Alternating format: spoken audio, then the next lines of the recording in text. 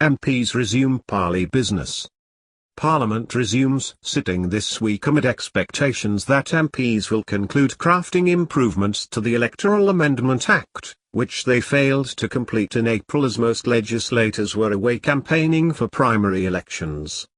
Parliament is moving at a snail's pace in amending the Electoral Act, yet elections will take place in a few months.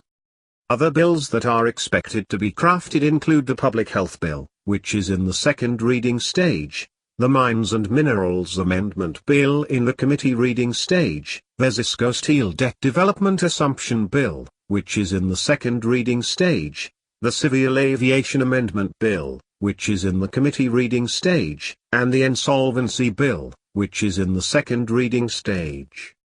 MPs like MDCT Chief Whip Innocent Gonese and MDC legislator Priscilla Misiher Arabwi-Mashanga have already suggested a raft of changes to the Electoral Amendment Act, mostly to do with plugging loopholes to the printing of the ballot papers to avoid electoral fraud and to ensure gender parity during elections.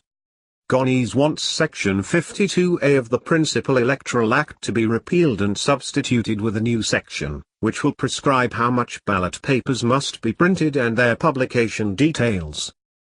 He wants the new section to read, "The Commission, Zimbabwe Electoral Commission, shall ensure that the number of ballot papers printed for any election does not exceed by more than 10% the number of registered voters eligible to vote in the election." In an interview with Newsday, Gonese said past elections in Zimbabwe had witnessed excessive printing of ballot papers by more than 35% of the number of registered voters. He said information pertaining to where the ballot papers would be printed should also be revealed to all political parties, accredited observers, and candidates contesting the election.